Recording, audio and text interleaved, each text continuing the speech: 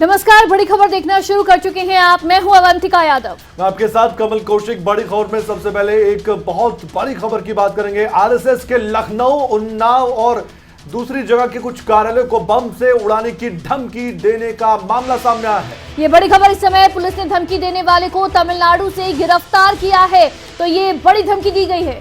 Lucknow police आरोपी को लखनऊ लाने के लिए तमिलनाडु रवाना हो चुकी है। आरएसएस कार्यालय को बम से उड़ाने की धमकी दी गई थी। अपर पुलिस उपायुक्त नॉर्थ प्राची सिंह ने इसके बारे में जानकारी दी है। तो आरएसएस के कई कार्यालय हैं जिन्हें बम से उड़ाने की धमकी दी गई है। लेकिन अब यूपी पुलिस ने तत्परता के साथ इस मामले में कार्रवाई करते हुए अब तमिलनाडु से एक शख्स को गिरफ्तार किया है, जिसे अब लखनऊ लेकर आया जा रहा है। किसने ये धमकी दी थी, कौन ये शख्स है, इसका क्या बैकग्राउंड है, तमाम तरह के सवाल हैं जो जांच का विषय है। जांच के बाद इन सवालों के जवाब भी मिल पाएंगे।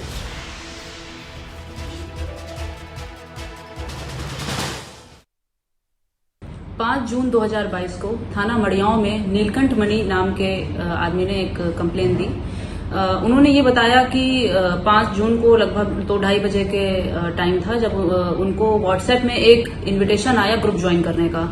जब उन्होंने उस ग्रुप को ज्वाइन किया तो उसमें कुछ मैसेजेस आए जिसमें ये लिखा था कि आरएसएस के कुछ ऑफिसेज हैं जिनको बम से उड़ाने की धमकी दी गई और ये बताया गया कि रात 8 बजे तक उनको बम से उड़ा दिया जाएगा।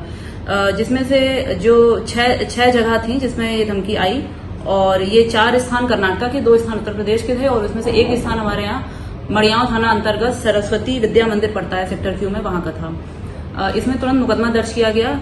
507 आईपीसी और 66 FIT एक्ट के अंतर्गत ये FIR हुई और इसमें हम लोग लगे हुए हैं। जल्द से जल्द इसमें अरेस्टिंग कर ली जाएगी। तो आरएसएस के लखनऊ और उन्नाव के कार्यालय को बम से उड़ाने की ये बड़ी धमकी दी गई है। इसमें गिरफ्तारी हो गई है। बिल्कुल, इस मामले में पुलिस ने अपनी कार्रवाई को अंजाम तो दे दिया है और अभी इस शख्स से पूछताछ भी होगी। लेकिन इसी मामले को लेकर यूपी के उप मुख्यमंत्री ने क्या कुछ कहा, वो भी आप सुनिए। धमकी देने वाले कौन हैं उसकी जांच होगी और जांच में जो दोषी होंगे उनको पकड़ करके उनके खिलाफ कार्रवाई होगी। उत्तर प्रदेश में राष्ट्रीय स्वयंसेवक संघ का कार्यालय या उत्तर प्रदेश की 25 करोड़ जनता, सबके सुरक्षा की जो जिम्मेदारी है वो सरकार निभाएगी।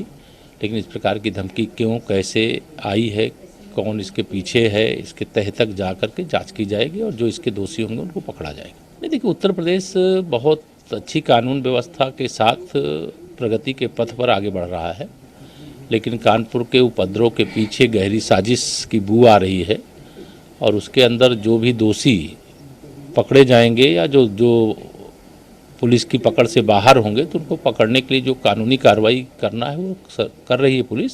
लेकिन कानपुर में जो दंगा करने की कोशिश करने वाले तत्व हैं उनको पकड़ करके उनके खिलाफ कठोरतम कार्रवाई करने के लिए जो भी आवश्यक कदम होगा नियम के दायरे में उठाया जाएगा। लेकिन कानपुर सहित उत्तर प्रदेश में कोई दंगा करने की कोशिश करे, कोई गुंडागर्दी करने की कोशिश करे, अपराध करने की कोशिश करे और वह अगर ये समझे कि वो बच जाएगा तो वह युग अब समाप्त हो गया है। अब कानून व्यवस्था का राज है और इस समय कोई गड़बड़ करेगा तो उसे उसकी। तो आरएसएस के लखनऊ और उन्नाव कार्यालय को बम से उड़ाने की धमकी दी गई। इसे लेकर केशव प्रसाद मौर्य की ओर से प्रतिक्रिया सामने आई, लेकिन साथ ही साथ इस दौरान उन्होंने कानपुर हिंसा का भी जिक्र किया और कहा कि जो भी अपराधी होंगे उनको बख्शा नहीं जाएगा। अब आगे बढ़ते हैं। हिमाचल आम आदमी पार्टी अध्यक्ष का ऐलान हो चुका है। दिल्ली के उप मुख्यमंत्री मनीष सिसोदिया शिमला में थे और उन्होंने प्रेस कॉन्फ्रेंस के दौरान इस नाम का ऐलान किया, जिनका नाम है सुरजीत सिंह ठाकुर। तो सुरजीत सिंह ठाकुर अब आम आदमी पार्टी के हिमाचल अध्यक्ष होंगे। सिरमौर जिले से संबंध रखते हैं सुरजीत सिंह, जिन्हें आम आदमी पार्टी ने हिमाचल की कमान सौंपी है। बिल्कुल, लगातार विरोधी भी आम आदमी पार्टी से सवाल पूछ रहे थे कि आपका तो हिमाचल में अध्यक्ष तक नहीं है, लेकिन अब जवाब मनीष सिसोदिया ने प्रेस कॉन्फ्रेंस कर दे दिया है और उनके बारे में बाकायदा बताया भी गया है कि क्यों सुरजीत सिंह ठाकुर को इस पद के लिए चुना गया है। बिल्कुल, और इसी के साथ आपको बता दें कि ये बड़ी जिम्मेदारी है जो उन्हें सौंपी गई है। सुरजीत सिंह ठाकुर अब हिमाचल अध्यक्ष होंगे आम आदमी पार्टी के। और अगर हम सुरजीत सिंह ठाकुर की ही बात करें तो वो होटल मैनेजमेंट और सोशल सेक्टर से जुड़े रहे हैं। सुरजीत सिंह आपके लिए दिल्ली, पंजाब में भी काम कर चुके हैं। बिल्कुल, कई बार उन्होंने आम आदमी पार्टी के लिए कई बड़े काम भी किए हैं और चुनाव में भी बड़ी भूमिका निभाई, जहां भी पंजाब में भी चुनाव हुए। तो ऐसे में इसी का जिक्र मनीष सिसोदिया ने भी किया शिमला में। आइए आपको सुनाते हैं कि कैसे ऐलान किया गया सुरजीत सिंह ठाकुर के नाम का। सुरजीत सिंह ठाकुर जी, आप सब लोग जानते हैं, आम आदमी पार्टी के सक्रिय कार्यकर्ता हैं। इनका बैकग्राउंड थोड़ा सा मैं बताऊं तो सिरमौर जिले के एक गांव में किसान परिवार से आते हैं। एक सरकारी स्कूल से पढ़ के उसके बाद आगे की पढ़ाई में होटल मैनेजमेंट और सोशल वर्क में पोस्ट ग्रेजुएशन तक इन्होंने पढ़ाई की और फिर दिल्ली और चंडीगढ़ में नौकरियां भी की हैं। आंदोलन के समय से देशभक्ति और ईमानदारी की राजनीति से प्रेरित होकर पहले आंदोलन से जुड़े अरविंद केजरीवाल जी के साथ और उसके बाद में पार्टी से जुड़े और इस दौरान पार्टी की अभी तक की यात्रा में सक्रिय भूमिका निभाते हुए विधानसभा स्तर पर अध्यक्ष रहे हैं, जिला स्तर पर अध्यक्ष रहे हैं, स्टेट लेवल वर्किंग कमेटी में रहे हैं, पार्टी के प्रवक्ता रहे हैं और पार्टी के उपाध्यक्ष भी रहे हैं और दिल्ली और पंजाब दोनों चुनावों में जाके वहां पूरा चुनाव संगठन में भी बहुत अहम भूमिका निभाई है। तो इनके अध्यक्षता में आज आम आदमी पार्टी की नई टीम का यहां पे गठन हो रहा है। तो अब हिमाचल आम आदमी पार्टी को अब अध्यक्ष भी मिल गया है। सुरजीत सिंह ठाकुर को ये बड़ी कमान आम आदमी पार्टी की ओर से सौंपी गई है। लेकिन सुरजीत सिंह ठाकुर का बैकग्राउंड क्या है, आइए एक बार विस्तार से आपको बता देते हैं, आपके सामने जानकारी। सिरमौर जिले से संबंध रखते हैं सुरजीत सिंह ठाकुर, जिन्हें अब आम आदमी पार्टी ने हिमाचल अध्यक्ष बनाया है और बड़ी जिम्मेदारी इनके कंधों पर है। शिमला में दिल्ली के उप मुख्यमंत्री मनीष सिसोदिया ने इस बात की घोषणा की, आपने खुद उनकी जुबानी भी सुना है। होटल मैनेजमेंट और सोशल सेक्टर से जुड़े रहे हैं सुरजीत सिंह ठाकुर, जो कि अब आम आदमी पार्टी की कमान संभालेंगे। इसके साथ ही आपको ये भी जानकारी देना जरूरी हो जाता है कि आम आदमी पार्टी के लिए दिल्ली और पंजाब में भी उन्होंने एक वर्कर के तौर पर काम किया है, यानी कि वो लंबे समय से आम आदमी पार्टी से जुड़े रहे हैं। दिल्ली के डिप्टी सीएम मनीष सिसोदिया की ओर से अब उनके नाम की घोषणा की गई है। लंबे समय से पार्टी से जुड़े रहे हैं और अब प्रेस कॉन्फ्रेंस के माध्यम से मनीष सिसोदिया ने यह ऐलान किया है कि सुरजीत सिंह ठाकुर ही वो नाम होंगे जो हिमाचल में आपकी कमान संभालेंगे। बिल्कुल ये साफ हो चुका है कि अब सुरजीत सिंह ठाकुर चुनाव तक बड़ी जिम्मेदारी संभालते हुए बहुत मेहनत और संघर्ष के साथ आम आदमी पार्टी को सत्ता की कुर्सी तक पहुंचाने का लक्ष्य जरूर रखेंगे। लेकिन ये सब कुछ आसान नहीं है, लेकिन चुनौती बहुत बड़ी है और अब मेहनत उनको और उनके पार्टी के कार्यकर्ताओं को करनी है। बिल्कुल, और इसी बीच एक और बड़ी खबर अब आपको बता दें, पंजाब सरकार ने बजट सत्र की तारीख का ऐलान कर दिया है। मान सरकार का पहला बजट सत्र कब होगा, आखिरकार इसकी तारीख का ऐलान अब पंजाब सरकार ने कर दिया है। बिल्कुल, पंजाब विधानसभा का बजट सत्र कब होगा, इस सवाल का जवाब मिल चुका है। तो आपकी जानकारी के लिए बता दें कि 24 जून से 30 जून तक ये पंजाब विधानसभा का बजट सत्र चलेगा। 27 जून को बजट पेश किया जाएगा और आपको बता दें कि इस बार जो पंजाब का बजट तैयार भी किया गया है वो आम आदमी से पूछकर, यानी जनता से पूछकर इस बजट को तैयार किया गया है। ये अपने आप में एक अलग तरह का बजट है जो इस बार पंजाब सरकार लेकर आएगी। बिल्कुल, क्या जरूरतें हैं पंजाब की जनता की, इसका ध्यान भी मान सरकार ने जाहिर तौर पर रखा होगा और भगवंत मान सरकार अब बजट में हर वर्ग का ध्यान रखते हुए बजट को पेश करेगी। और आर्थिक स्थिति अवंतिका क्या है पंजाब की, ये भी बखूबी सभी जानते हैं, वो भी एक बड़ी चुनौती मान सरकार की। और साथ ही जब बजट पेश किया जाएगा तो उस दौरान भी सबके बारे में जानकारी दी जाएगी कि रेवेन्यू जनरेशन कैसे होगा, कितने लॉस में पंजाब है और कैसे पंजाब के विकास को आगे गति मिलने वाली है। देखने वाली बात है पंजाब का बजट कैसा होगा, ये अब जाहिर तौर पर इस महीने में ही मालूम हो जाएगा। अब आगे बढ़ते हैं, देहरादून की बात कर लेते हैं। अतुल गुप्ता और राजेश गुप्ता यूएई से गिरफ्तार हो चुके हैं। संपत्ति और साउथ अफ्रीका में भ्रष्टाचार को लेकर चर्चा में रहे अतुल गुप्ता और राजेश गुप्ता, जिन्हें अब यूएई से गिरफ्तार किया गया है। गुप्ता बंधु के नाम से भी इन्हें जाना जाता है। दक्षिण अफ्रीकी सरकार ने बाकायदा एक लेटर भी जारी किया और इस बात की पुष्टि भी की है। आपको बता दें कि दोनों ही ये सहारनपुर के रहने वाले हैं, अतुल गुप्ता और राजेश गुप्ता। इसके साथ ही $3.2 मिलियन घोटाले में इंटरपोल को भी इनकी तलाश थी, यानी कि आप बखूबी ये समझ लीजिए कि किस तरह से इंटरपोल भी इनके पीछे लगी हुई थी। तो गुप्ता बंधुओं की गिरफ्तारी अब आखिरकार हो गई है। उत्तराखंड के ओली में 200 करोड़ रुपए की शादी और प्रदूषण फैलाने से ये लोग चर्चा में आए थे, गुप्ता बंधु, और अब आखिरकार यूएई से इनकी गिरफ्तारी हुई है। बिल्कुल, दक्षिण अफ्रीकी सरकार को काफी लंबे समय से इनकी तलाश थी और यूएई में ये गिरफ्तार हो चुके हैं। आइए तस्वीर भी दिखा देते हैं आपको, 2 तस्वीरों के माध्यम से आप समझेंगे अब कि ये कौन है गुप्ता बंधु। ये तस्वीर उनकी और दूसरी तरफ अवंतिका ये लेटर जो कि दक्षिण अफ्रीकी सरकार ने जारी किया है। बिल्कुल, आपको हम ये दो तस्वीरें दिखा रहे हैं। एक तरफ आप देखिए, ये दोनों वही गुप्ता बंधु हैं जो इस समय चर्चा में हैं और जिनकी गिरफ्तारी आखिरकार यूएई से हुई है। तो दूसरी तरफ आप ये लेटर देखें जो साउथ अफ्रीका की गवर्नमेंट की ओर से जारी किया गया था। इंटरपोल को भी इनकी तलाश थी और कई मिलियन डॉलर का इन्होंने घोटाला किया। उस मामले में इनकी तलाश थी। 3.2 मिलियन डॉलर के मामले में इनकी तलाश थी दोनों गुप्ता बंधुओं की। बिल्कुल, अब इनसे पूछताछ भी होगी और जो घोटाले इन्होंने किए हैं इनकी जुबानी भी अब सुने भी जाएंगे। एक और बड़ी खबर आपको बता दें, कांग्रेस नेता राहुल गांधी ने मूसावाला के परिवार से आज मुलाकात की है। मानसा के गांव मूसा में राहुल गांधी पहुंचे थे और पंजाब कांग्रेस के बड़े नेता भी पहुंचे। पंजाब कांग्रेस के अध्यक्ष भी उनके साथ मौजूद रहे। इस दौरान मूसावाला के परिवार से मुलाकात की राहुल गांधी ने। सिद्धू मूसावाला के माता और पिता से वो मिले हैं और साथ ही सिद्धू मूसावाला को श्रद्धांजलि भी दी गई। सिद्धू मूसेवाला के परिवार से मिले हैं कांग्रेस नेता राहुल गांधी और सांत्वना भी अपनी ओर से दी उन्होंने, क्योंकि बहुत बड़ा झटका ये परिवार के लिए कभी उभर नहीं सकता। ये परिवार जाहिर तौर पर कि सिद्धू मूसेवाला एक बड़ा सितारा था, एक बड़े गायक भी थे।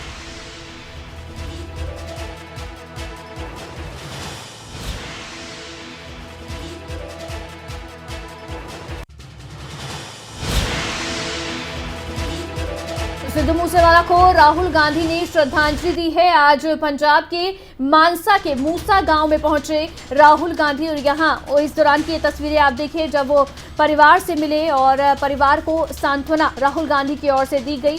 राहुल गांधी के इस दौरे को देखते हुए चाक चौबंद व्यवस्था भी की गई थी, सुरक्षा बढ़ाई गई थी। लेकिन ये तस्वीरें जब सिद्धू मूसेवाला के पिता से उनकी मुलाकात हुई। बिल्कुल, ये तस्वीर सबने देखी और कांग्रेस के नेता भी थे सिद्धू मूसेवाला, इसलिए राहुल गांधी का आना बनता भी था। और काफ़ी लंबे समय से अब जो परेशानी थी परिवार की, वो परेशानी दूर कभी नहीं होगी, लेकिन फिर भी सांत्वना राहुल गांधी ने दी इस परिवार को। लेकिन मानसा में सिद्धू मूसेवाला के परिजनों से राहुल गांधी ने जो मुलाकात की, उसके बाद उन्होंने ट्वीट भी किया था। मुलाकात के बाद कांग्रेस नेता राहुल गांधी ने जो ट्वीट किया उसमें बहुत सी बातें भी लिखी।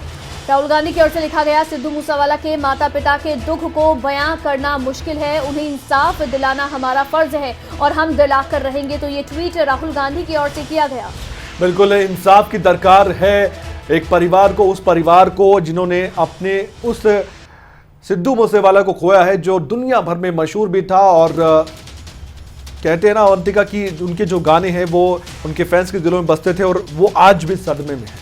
बिल्कुल, जाहिर तौर पर देखिए सिद्धू मूसेवाला का यूं जाना ये सभी को परेशान कर गया है। सभी लोग सदमे में हैं, उनके फैंस, उनके चाहने वाले और यहाँ तक कि कमल जो लोग नहीं भी जानते थे अगर सिद्धू मूसेवाला को, वो सब भी दुखी हैं कि जिस तरह से हत्या की गई, उनके गाने जिस तरह से वो लेकर आए, तो वो सभी इस समय लोग याद कर रहे हैं। बिल्कुल, इस हत्याकांड के बाद कई तरह के सवाल भी पंजाब सरकार पर भी उठे, क्योंकि सिक्योरिटी वापस लेने पर भी प्रश्न पूछे गए। और इसी बीच एक और खबर आपको बता दें, Punjabi singer Sidhu Moosewala murder case में गिरफ्तार आरोपी केकड़ा को लेकर नया खुलासा हुआ है। ये बड़ी खबर। आरोपी केकड़ा नशा करता था, यहां तक कि मारपीट में अपने पिता को भी घसीट लेता था और घर से बाहर भी निकाल दिया करता था। तो आरोपी केकड़ा की गिरफ्तारी हो गई है। ये एक बड़ा ब्रेक थ्रू जो पुलिस को मिला। रिपोर्ट देखिए। सिद्धू मूसेवाला केस की जांच जैसे जैसे बढ़ रही है, वैसे वैसे पुलिस की जांच में कई नाम निकलकर सामने आ रहे हैं।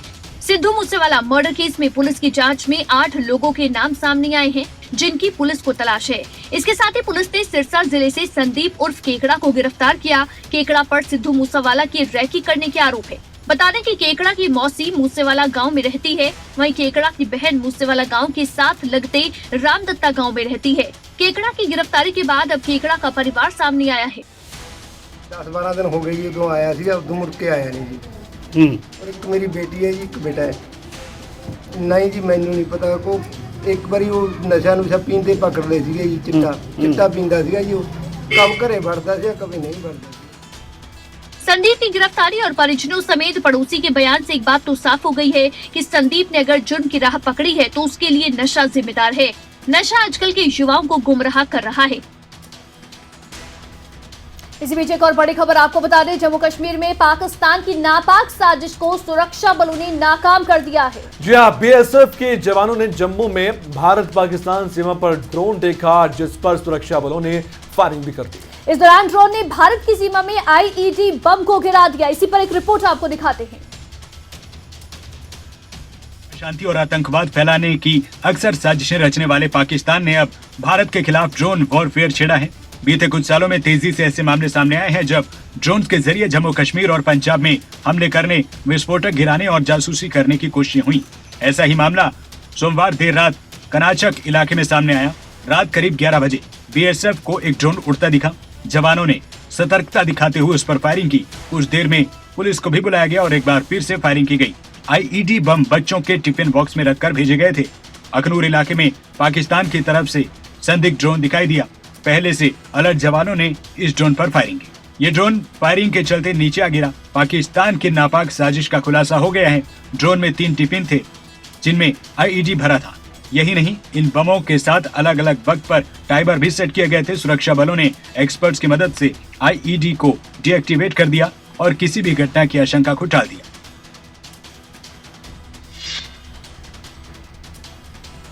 तो पाकिस्तान अपनी नापाक हरकतों से बाज नहीं आ रहा है, लेकिन हमारी सुरक्षा बल भी लगातार पाकिस्तान की इन हरकतों को नाकाम साबित कर रहे हैं। बिल्कुल, जम्मू कश्मीर में सुरक्षा बलों को बड़ी कामयाबी भी मिली है। कुपवाड़ा और सोपोर में 2 एनकाउंटर में सुरक्षा बलों ने मुठभेड़ में 3 आतंकियों को ढेर कर दिया है।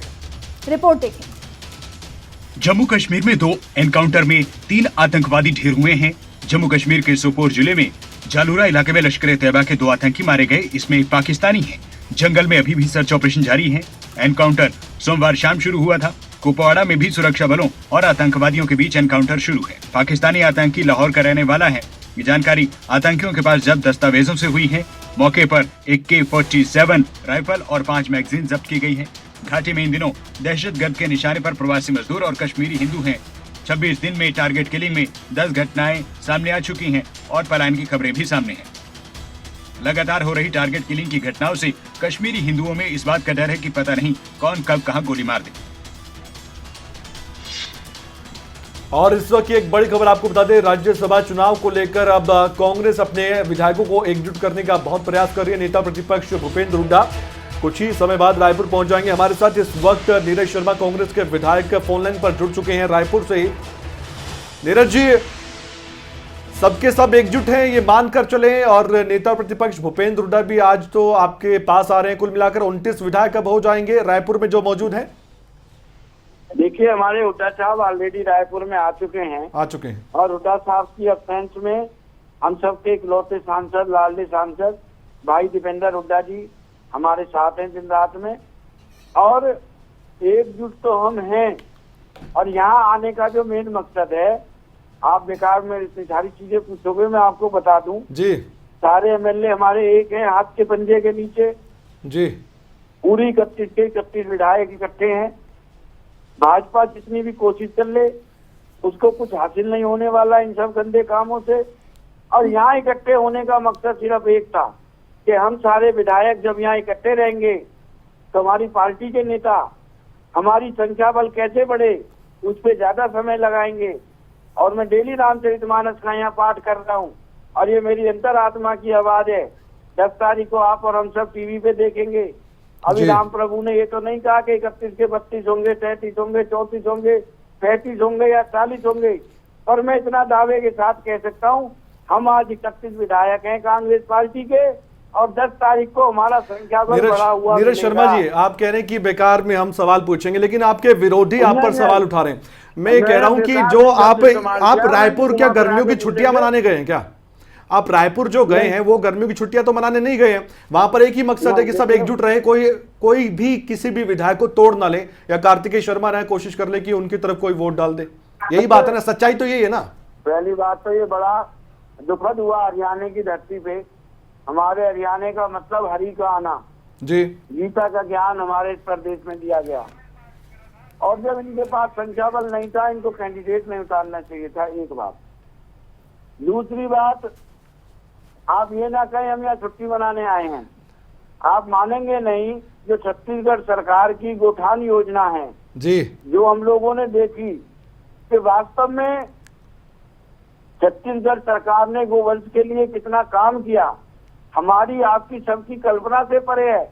आज हम भी विधानसभा में बात करते हैं, स्पेशल बिल भी आया कि भाई हमारा गोवंश सड़कों पे रहता है, लोग सुबह गोवंश को खोल देते हैं, शाम को गौ माता हमारी यानी इतनी नीरज जी भोली आप भाली रहती है। सभी विधायकों दूध को में- लगा, नीरज जी आप सभी कांग्रेस विधायकों को लगा कि राज्यसभा चुनाव है, उससे पहले सारे विधायक एक साथ मिलकर पहले जो गौ सेवा के लिए जो काम करी है छत्तीसगढ़ सरकार, उसका दौरा करके आए, उसे देखकर आए सब लोग एक साथ जाकर।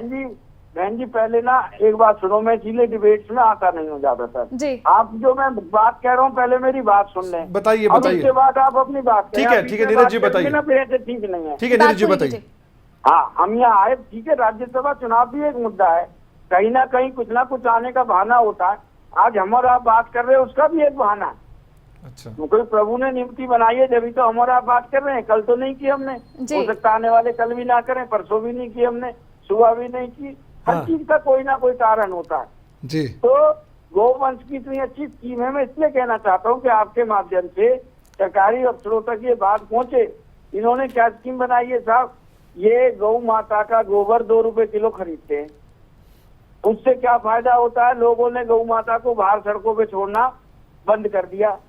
हर कोई अपनी गौ माता को घर में रखता है जी कि जिससे कि उसकी गोबर से उसकी 2 पैसे की आमदनी बने। ठीक। फिर हर गांव लेवल पे जो पंचायत की जमीन थी वो इन्होंने चिन्हित करी, उसका नीरज जी लैंड बैंक छत्तीसगढ़ बनाया। सरकार की योजनाएं गिना रहे सरापा, फिर आप कहेंगे मैं बीच में काट रही हूँ, लेकिन इस समय आप ये बताएं कि आप सभी जो 31 विधायकों की बात करें, सभी आप 31 वहां मौजूद हैं? गिनती पूरी है आपके पास वहां रायपुर में? हाँ बहन जी, इस समय हम यहाँ 29 विधायक मौजूद हैं। जी। किरण चौधरी जी दिल्ली में हैं और कुलदीप बिश्नोई जी दिल्ली में या कहाँ, ये मुझे नहीं पता, मेरी व्यक्तिगत बात नहीं हुई। कुलदीप बिश्नोई जी के बारे में आप हमारे प्रभारी साहब से बात करेंगे तो वो बता देंगे कि वो कुलदीप जी कहाँ इस समय। ठीक है। फिजिकल, बाकी 29 विधायक हम यहाँ फिजिकल तौर पे मौजूद हैं। अच्छा नीरज जी, मैं इससे ये गोवंश जी की बात है, इसको आप अपने चैनल पे पूरी सुने, ठीक है। क्योंकि हम तो पत्र भी लिखेंगे सरकार से, विधानसभा में भी बात करेंगे, पर आपका चैनल इस समय हॉट केक हुआ पड़ा है। ये बात सरकार के कानों तक पहुंचे। नहीं बिल्कुल, हमारा तो नंबर 1 चैनल है सर, बताइए आप। कंपोजिट खाद बनाई जाती है। हाँ और वो जो कंपोजिट खाद है ना भाई साहब, जी, जो किसान भाई उस कंपोजिट खाद को अपने खेतों में इस्तेमाल करता है, सरकार उसको विशेष प्रोत्साहन आप दे जब रही है। नीरज जी जब आज आप आएंगे तो बताते हैं आपका गन्ना खास तौर पर किलो इंटरव्यू हम लेंगे। नीरज जी, पूरे हिंदुस्तान में सबसे ज्यादा नीरज जी, छत्तीसगढ़ में दिया जा रहा नीरज है। जी सुनिए तो सही। और ऐसा ही हमारी हरियाणा सरकार करेगी तो ठीक है। उन्होंने डाटा दिया। आप- नीरज जी पाठ भी आपको करना पड़ गया वहां पर? सड़क एक्सीडेंट में मर जाते थे, अब जी। सारे गोवंश सुरक्षित रहते हैं। और नीरज जी मैं तो पाठ चाहूंगा आपने किया, हरियाणा उसके में पीछे पूरे उसके देश पीछे में क्या ये वजह है सर? गोठान योजना लागू होनी चाहिए। आप बताएं बहन जी क्या पाठ कह रहे आपने किया, उसके पीछे क्या वजह है? हैं बहन जी? पाठ आपने किया है वहां रामायण पर का बैठकर, रामायण पाठ सभी लोगों ने किया है आपने, हाँ जी बहन जी। तो उसके पीछे क्या वजह है? अब बहन जी प्रभु का नाम लेने के पीछे भी कोई वजह होगी। प्रभु का नाम तो आप कभी भी ले सकते हैं। कोई हमने पहली बार तो रामायण पाठ किया अच्छा, नहीं। नीरज जी जब ऐसे- सुप्रीम माननीय सर्वोच्च न्यायालय ने आदेश दिया कि अयोध्या जी में श्री राम प्रभु का भव्य मंदिर हाँ, बनेगा, हाँ। तो आपको याद होगा मैंने MLA हॉस्टल में भी सुंदरकांड का पाठ किया था। जी जब आपको ध्यान होगा, देश के एक बड़े नेता ने कहा आपदा को अवसर बनाइए, और पूंजीपतियों ने आपदा को अवसर बना के मेरे 30 दिव्यांग भाइयों को फैक्ट्री से निकाल दिया। नीरज शर्मा ने उस समय भी पाठ किया बिल्कुल था। बिल्कुल, और आप आपको कीजिए। याद होगा जब हाँ। मैंने भ्रष्टाचार के खिलाफ मुहिम चालू की थी, कपड़े और जूते त्यागे थे, एक एक तस्वीर नीरज जी हमारे दर्शकों को भी वो एक एक तस्वीर आपकी याद भी होगी और हमने दिखाई भी थी और आपको भी याद होगा। आप भी खबरें अब तक बखूबी देखते हैं। भरपूर। हाँ, आप देखते हैं खबरें अब तक, आपको मालूम है। आप जब आएंगे तो आपका खास तौर पर इंटरव्यू लेंगे हम, और एक एक बात बताइएगा छत्तीसगढ़ की भी। लेकिन फिलहाल एक इससे अलग मैं सवाल पूछता हूँ, आपकी दिनचर्या क्या रहती है? बोर नहीं हो गए? इतने दिन हो गए आप वहां पर रायपुर में, या पूरा एंजॉय कर रहे हैं आप इस समय? होटल में ही रहते हैं या बाहर भी घूमने जा रहे हैं? नहीं भाई साहब, कोई बोर नहीं हो रहे। 7 तारीख हो गई है, यहाँ हम सुबह उठते हैं, अच्छा, उठने के बाद सैर करने जाते हैं, योगा करते हैं, उसके बाद हम नाश्ता करते हैं। उसके बाद कल जैसे हमारी पार्टी के बड़े नेता राजीव शुक्ला जी आए थे, परसों एग्रीकल्चर मिनिस्टर आए थे, फिर उसके बाद पर्यावरण मंत्री आए थे, आज हमारे हुड्डा साहब आ रहे हैं, फिर शक्ति सिंह गोयल आ रहे हैं, हमारे प्रदेश अध्यक्ष जी हमारे साथ आए हुए हैं, हमारे प्रभारी जी हमारे साथ हैं, और फिर जो हमारे प्रत्याशी हैं अजय माकन जी, ये जनरल सेक्रेटरी भी हैं ऑल इंडिया कांग्रेस कमेटी में। तो ये सब साथी लोग पार्टी की, हम सब देखो, हम 31 में से 116 विधायक फर्स्ट टाइम के हैं। हाँ। हमको तो सीखने को बहुत कुछ चाहिए। तो ये सब हमें चीजें बताते हैं, बहुत अच्छा हमारा प्रशिक्षण हो रहा है। और ये तो हम सोच रहे हैं कि भाई 2.5 साल हो गए, बीच में कोरोना भी था, ऐसा प्रशिक्षण शिविर हम विधायकों का हर साल होना चाहिए। अच्छा, तो हर साल राज्यसभा के चुनाव भी तो नहीं हो सकते सर? नहीं, राज्यसभा के हो मत हो, पर हाँ, नहीं सही है, आपने सही कहा। आपने आला कमान को जरूर कहिएगा, ऐसे ट्रेनिंग कैंप बड़े लगाए। नेताओं ने कहा है हाँ। कि हर साल 2-3 दिन का वो प्रशिक्षण शिविर सदैव लगाएंगे। अच्छा, अंतिम हर साल लगेगा जी, हमारा प्रशिक्षण। अंतिम सवाल है, समय की थोड़ी कमी है। अंतिम सवाल ये है कि अब तो गुटबाजी की जो खबरें आती थी, विरोधी आप पर निशाना साधते थे, अब तो आप कह सकते हैं हम तो एकजुट हैं, सारे एक जगह रह रहे थे, बातें सबकी होती हैं आपस में, गोगी साहब से भी होती है आपकी बात, दूसरे विधायक जो कहते हैं ना कि एक तरफ शैलजा का ग्रुप था, एक तरफ हुड्डा का ग्रुप था, इस तरह की बातें तो नहीं है? देखिए साहब, ना कोई ऐसा ग्रुप था, ना कोई गुटबाजी है जी, हम सारे विधायक इकट्ठे हैं। और मैं एक बात कह के वाणी को विश्राम भी दूंगा बिल्कुल बिल्कुल। कि जो हमारी 31 विधायक हैं, हाथ के पंजे के नीचे हम सब एक हैं। कांग्रेस पार्टी हमारी माँ है और माँ के नीचे हम सारे बच्चे एक हैं। जी ठीक है नीरज जी, वैसे आप 31 विधायकों के साथ की बात करें, हालांकि अभी रायपुर में भी 31 की काउंट पूरी नहीं है, लेकिन उम्मीद करते हैं जब राज्यसभा के लिए मतदान करेंगे तो सभी 31 विधायक आप जरूर एक साथ नजर आएंगे। बहुत शुक्रिया आप जुड़े खबरें अभी तक के साथ। बिल्कुल, आपने सुना किस तरह से नीरज शर्मा ने अपनी बातों को रखा है। वो कह रहे कि हम एकजुट हैं और यहाँ पर एकजुटता के साथ ट्रेनिंग कैंप में है, लेकिन बात राज्यसभा चुनाव की और ये अवंतिका सभी जानते हैं कि मुश्किलें अभी भी कांग्रेस की पड़ी हुई है। 31 विधायक चाहिए ही चाहिए हैं और 31 या 30 वोट भी डलेंगे और निर्दलीय अगर बलराज कुंडू भी कांग्रेस के साथ आ जाते हैं तो कांग्रेस की आसान राह है, राज्यसभा में उनका उम्मीदवार जाएगा। अगर कुछ गड़बड़ होती है तो कार्तिकेय शर्मा खेल बिगाड़ सकते हैं कांग्रेस का। बिल्कुल, ये देखना होगा कि जब 10 तारीख को 10 जून को राज्यसभा की सीटों के लिए वोटिंग होगी तो उस समय क्या पिक्चर निकलकर सामने आती है। बड़ी खबर में आज के लिए इतना ही। अपना ख्याल रखिए, देखते रहिए खबरें अभी तक, क्योंकि ब्रेक के बाद भी खबरों का सिलसिला जारी है। नमस्कार।